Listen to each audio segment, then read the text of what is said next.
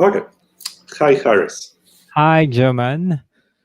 So I would like to introduce Happy Harris. He's one of our, hopefully you wouldn't be insult, oldest speaker of the Flutter Meetup group. Harris gave the first talk, I think, more than a year and a half ago.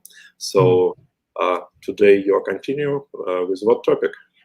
So I'm going to talk about providers, advanced providers. All right.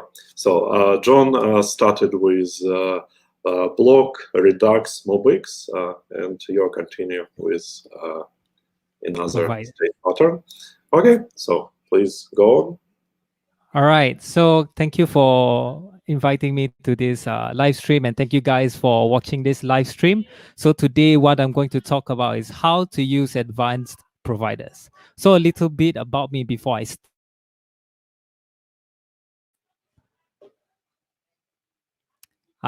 I'm a YouTuber, like a full-time YouTuber. My YouTube channel is the Happy Harris, and I also build a Udemy course on Flutter also. All right, so that's about me for now, but let's get on with providers. So what is a provider? So if you go to the provider documentation or even the PubDev website, simply is a wrapper for inherited widget.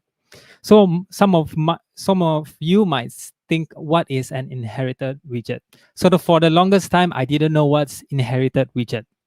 So an inherited widget helps you to pass data across your widget tree. So simply you have a data maybe at the top of your widget tree, and you want somewhere at the bottom or the third branch of your widget tree to access that data. So inherited widget helps you in allowing to pass some data in across your widget tree. So why use provider? Well, you've inherited widget, there's a lot of boilerplate. Provider helps us by reducing some boilerplate, and it also has a standard way to get data. So the difference between like the lines of code from an inherited widget and from a provider, you could see it's very stark. Like there's a huge difference in terms of code. So on your left side, it is how you implement an inherited widget. So I used to be a software developer in a startup, and I had a lot of inherited widget, and just maintaining it, it's very it took a lot of effort. But once provider was created, right, it made a lot of sense to just use provider, because it cuts a lot of boilerplate, and you're able to use many providers in any way you can. And the standard way for you to use a provider is just by at the bottom right, provider.auth with the type of data that you're passing through and context. Sorry, that's an error. I forgot a semicolon, but yeah, bear with me here. So this is how you usually get data from a provider. So by calling this, it's very simple and it's even readable.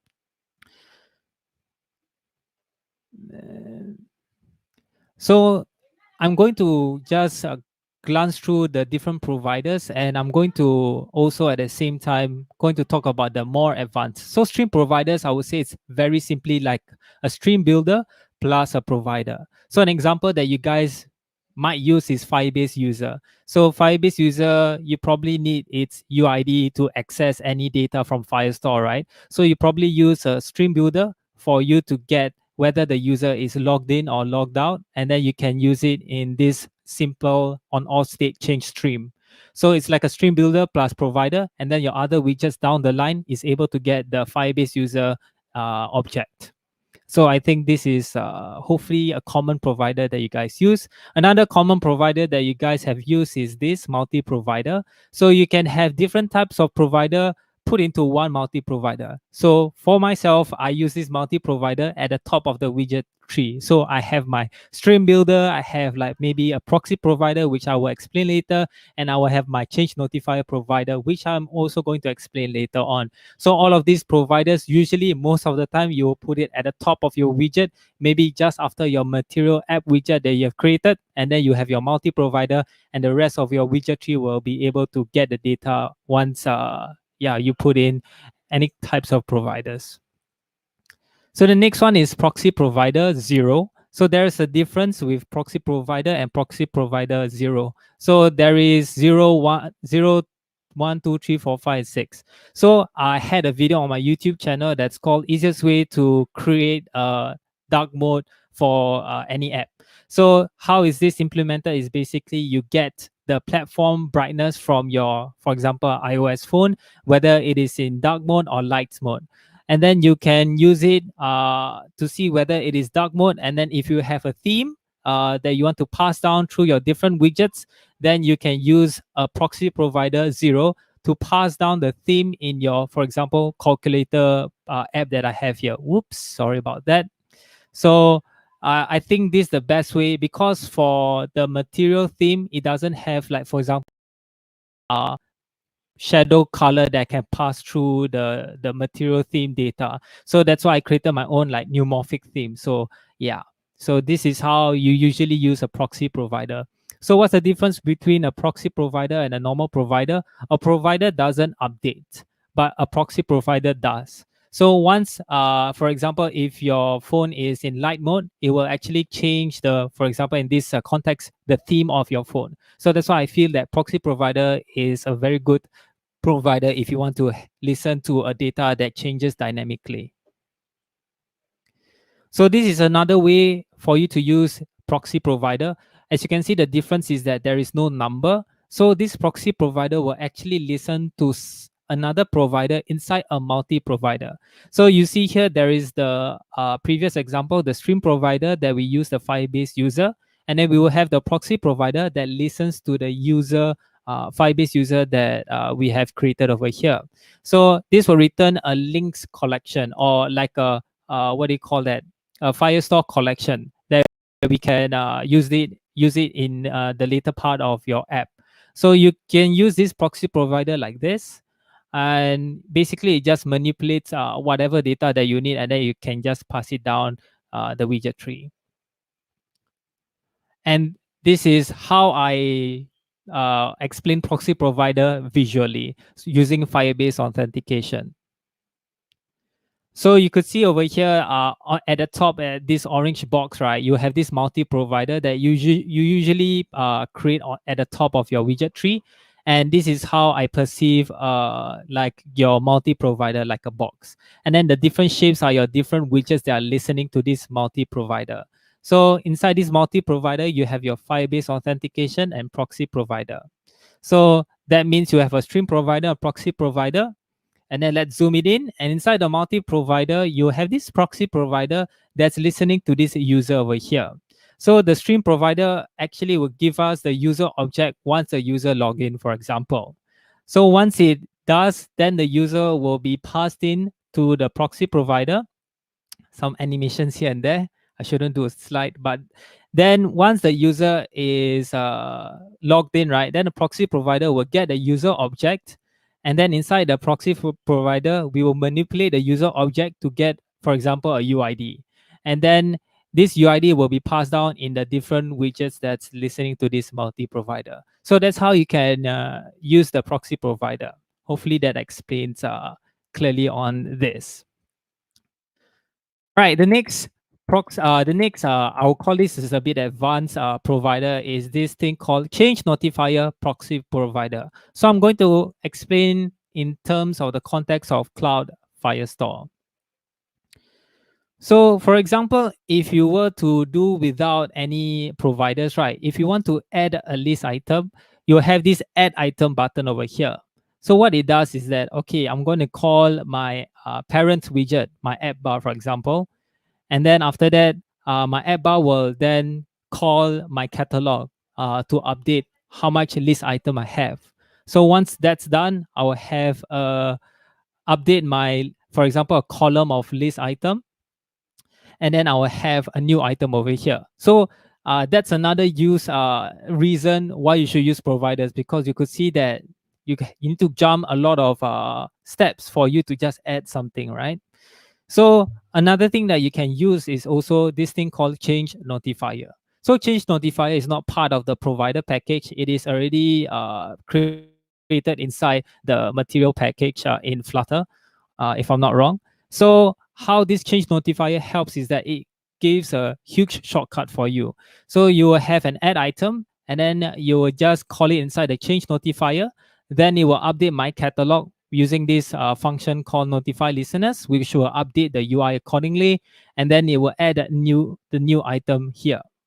So now, what if we want to have the change notifier to be updated by the Cloud Firestore? So I had this case where I wanted to listen to the Cloud Firestore at the same time, but change notifier doesn't get updated. It will just remain the same and nothing happens. Because, for example, if I want to have a bunch of list item inside my Cloud Firestore and suddenly there's a change, and the only thing that's helping me to change the different list items presented in the Flutter app is a change notifier, it doesn't really help. So the only way for you to do it is to use a proxy provider, because proxy provider is I think the only provider that allows you to update your different UI widgets accordingly from the outside source. So meaning that other than the internal widgets updating itself, other services like Cloud Firestore is able to, update the change notifier accordingly. So there's this huge thing called Change Notifier Proxy Provider. It's an actual provider widget. Yes. Don't be scared. It is pretty simple. So what this Change Notifier Proxy Provider does is that if you were to look at it, for example, it stores a state of 4, and then after that, the Cloud Firestore updates it. Okay, instead of 4 list items, we will have 5 list items instead. So what it does is that it will get the updated data, and then it will just update it to the number 5. So once it has updated data from the Firestore or any services, right, then it will actually call the my catalog to update its UI, and then you have a new item over here. Then this is how it looks like actually. So for example, if you have the add item to add another item in your catalog, it will update the UI. If the Cloud Firestore have an increased number of, for example, new item, it will also update the UI. So Change Notifier actually updates according to the user interaction and the Cloud Firestore interaction. So I have another example of a real use case that I personally use. So there is this thing called Linktree. So what Linktree does is that it solves the problems of having an Instagram account, but you want to share more than one link. So I personally love the idea, and I think to myself, like, I think this is a very simple app to be created. So instead, I use Flutter Web for me to implement this thing. So there is this use case where if you see correctly the LinkedIn and YouTube, it changes over here, and then it also changes over here. So I changed the position of my YouTube and LinkedIn link, and then it will also update the UI in the website itself. So I was thinking, I think this is fairly simple for me to create in Flutter Web. So this is how it looks like visually. So first thing is that the user will change the position of the links inside the website itself or an app. Then this will update the positions. The updated position will be saved locally. So my local storage or my cache or whatever will be saved locally. And then after that, inside the database in the cloud storage, it will be updated. And then in my, I call it Linktree landing page, will be also updated. So there's a lot of things going on when you change the position of your button over here. So I was thinking, how am I going to, replicate this user flow? So in the end, I used this Change Notifier Proxy Provider.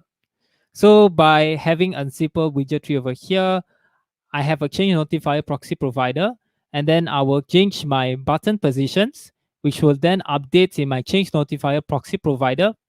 And then this will then update the Firestore database, for example. And after that, it will change in my phone UI over here. So Change Notifier Proxy Provider helps in terms of not having like a jagged kind of workflow. Because if I don't use Change Notifier Proxy Provider, there will be a loading screen to say that, oh, I'm updating the Firestore. And then it looks ugly, or the user experience is not very nice for any users using the app. So I find that ChangeNotfierProxyProvider really helps. All right, so I'll give you an example on how I did it here. So you can see I've implemented something similar over here.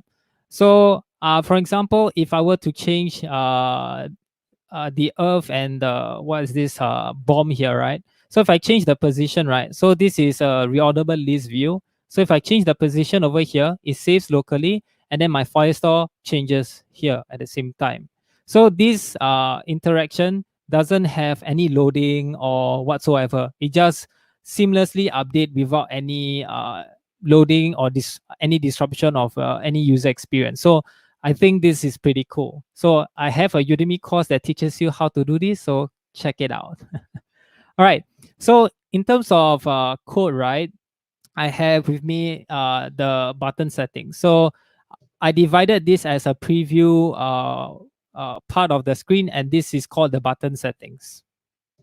So inside my button settings, I have with me here the Change Notifier Proxy Provider. So this will have the list of links, which is these links over here. And then I have a links notifier. So I use a change notifier over here.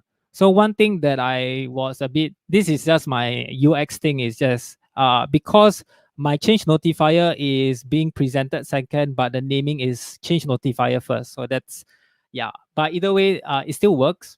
So change notifier proxy provider requires two things. It requires your notifier, your change notifier in your create parameters, and under your update parameter, it uses your links notifier to update according to what changes you have, like for example, your Firestore. So this user links actually is from the Firestore itself. So let's look into the links notifier, which is basically a simple change notifier. And what it does is I have like a working list, and I have an update method to say that if there's new updates, then I will override the existing list to the user links over here. Then you will see this on reorder. So you will need this on reorder for this reorderable list view, because once it changes, right, then you have to, for example, update Firestore or whatsoever. So I have created an on reorder function for my change notifier over here. So what it does is basically it will just update the UI using notify listeners. This is just what you will normally do when you change your uh, list items. And then after that, like I said earlier, it will notify listeners, which will just internally saves the current working list positions. And then at the same time, after it saves locally, I will save it in Firestore. So I use batch. Batch is a little bit overkill, but basically it batches up all your reads functions. So, or read or update functions. So you have, like, for example, update data, and then I just update my position using the current index, and then I commit it. So with this on reorder function, right, I can just put it under my, where is it, reorderable list view. So another thing that I didn't go through is consumer. So you can think of consumer as a builder widget, but specifically for provider. And what consumer does is that it will only change the UI of the widget. So it only rebuilds the child or the builder widget. So it doesn't rebuild the whole screen. So that's advantage of consumer, if I'm not wrong. And then after that, you can use the reorderable list view. And then with the function that we had created earlier, which is called on reorder. Then with that, you can already just implement this simple, I would say, I think this is simple, simple user flow. So you change your position of your, what I call this list item, and then it will change dynamically from the Firestore.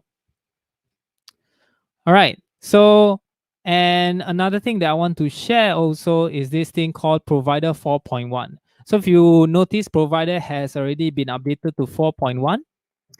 So I have with me here a counter app that says Provider 4.1 sneak peek, right? So the thing about the current provider is that the author Remy, right? He used the extension of for the build context. So now you can use these three methods: watch, select, and one more is called read. So I'm going to share with you on what are the different functions or methods that you can use in the new provider package. So instead of having like provider of context, right? So I think this is a bit too big. Let me zoom out a bit more. Okay. So for example, if I were to just comment this and then comment this. Normally what you will do is you will have provider of, for example, counter notifier and then context. And then you'll probably have your methods inside your counter notifier. Okay, before I explain the what do you call that, the different or the new things in provider package, I will just explain to you what this app is. So it's a simple counter app. If you click on it, yep, it will just increase accordingly. So I use change notifier for me to have this interaction. So inside my what do you call this, counter notifier over here, um, what it does is it's very simple. You just have your initial value, which is 0, and then you have a getter method, and then at the same time you have a increment method over here, where it just use the increment operator to increase your value, and then it notifies listener because it will update the UI accordingly. So I have a very simple counter notifier over here. So I use this counter notifier or change notifier I have inside of my app over here.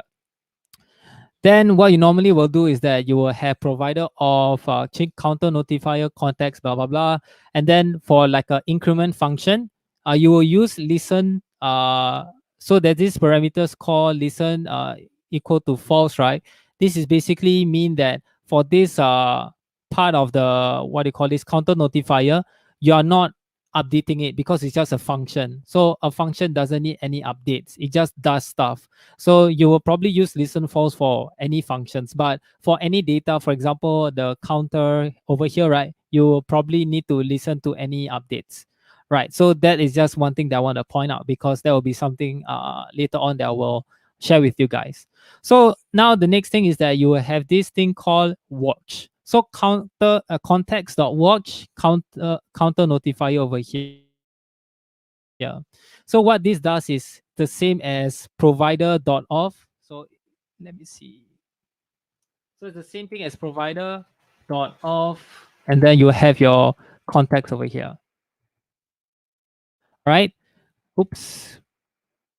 So it's the same as this, but now using the extension method that Remy implemented in the new provider, you can just use this. So watch, what it does is it obtains a value of your provider, and then yeah, it is the same as this. It's literally the same. And watch, what it does, it reads and writes. So it reads and write. It reads and updates accordingly. So the next, so you can use this counter to just put in, like for example, a counter dot value to string. So it's the same thing as any other providers that you have called in. The next thing is this thing called select. So what select does is it only selects a particular property or method that you want to use. So you have you have context.select, and then you will have for example, a provider, you will have the data that you want to pass in. For example, I have another class that's called bigger counter notifier. So the difference is that it will increment twice. All right. So in this select, you can just select a specific type of, like for example, property, right? So inside counter, you can just put this in select. Let me, so no, okay, then select. And after that, the value can be the counter notifier itself. Oops. Oops, what? Okay. All right, this is okay. Sorry, I'm using a new keyboard. Bear with me over here. And then you can put it counter notifier. And then you can specifically just return for example, the value over here. So what this select does is only updates only gives you what you want, and you can also manipulate it accordingly. So you can put this into a block body, and then at the same time you can return it dot to string. So you can have this kind of manipulation or changed kind of data inside, rather than you putting another variable for you to like change the what do you call that, the counter into a string. So this is helpful if you really just want a specific property inside your change notifier, or even any type of objects that you're listening to. Right. So the last one, right, is called watch. So let me control that. Okay. Sorry. The last one is called context.read. So this context.read is a bit, how do I say this? It's something that it's something that it's a bit, I have, basically, I need to explain further. So what I mean by context.read, where is my context.read? Wait. Oh no. Okay, yeah. Okay, so over here, I have my multi-provider, right? So I use ChangeNotfierProvider so that my homepage or this screen can listen to the different notifier. At the same time, I have another what do you call this object called bigger counter notifier. So what it does that it increase the value by 2. So from 4 to 6, for example. So there is this, maybe you want to have the counter notifier, for example, you want it to use the increment method. So what you need to do is you need to pass in the context using the read, what do you call it, method. So this read method, right, is basically how you are able to use uh, a method from a different, for example, provider. So you pass in a context.read, and then inside your, for example, object over here or your class, right, you will use this thing called locator. So locator is just a type definition or a shortcut for you to say, oh, you're returning a function with a type. So it's usually used with the read method over here. So with this locator, then you can specifically say what kind of provider or change notifier you're listening to. So I'm listening to counter notifier. So I'm using its increment method. Then I have this method called add twice. So if I were to use this add twice method, I will actually increase its current value over here, but without me having to, use the counter notifier itself. I just use this locator, which is passed in through this context.read method.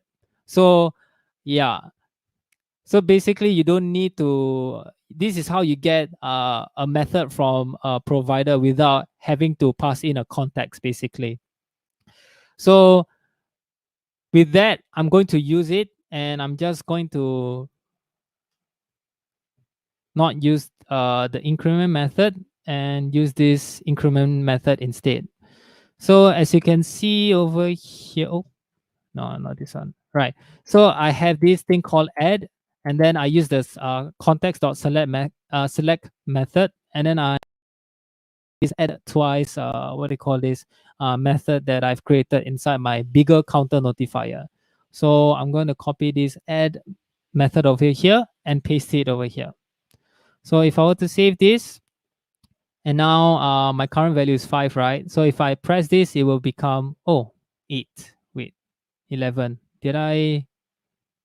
What does this add do?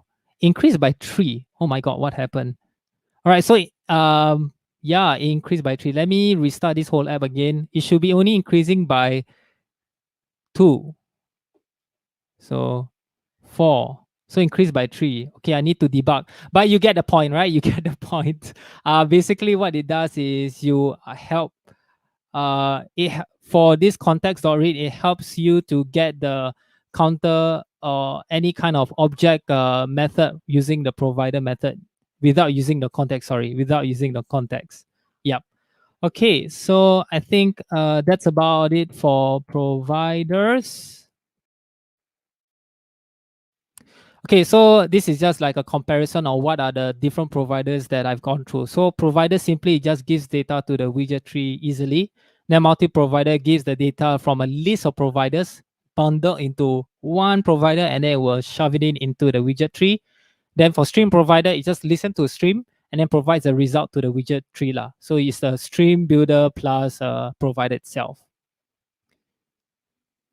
Then for this change notifier, it holds a state. So change notifier is some sort of a state management, and then it updates the user when the user interacts. So it updates the UI with the notify listener function. So change notifier provider just provides the state that the change notifier is holding and the updates that it is holding also. So it sends the data from change notifier to the widget.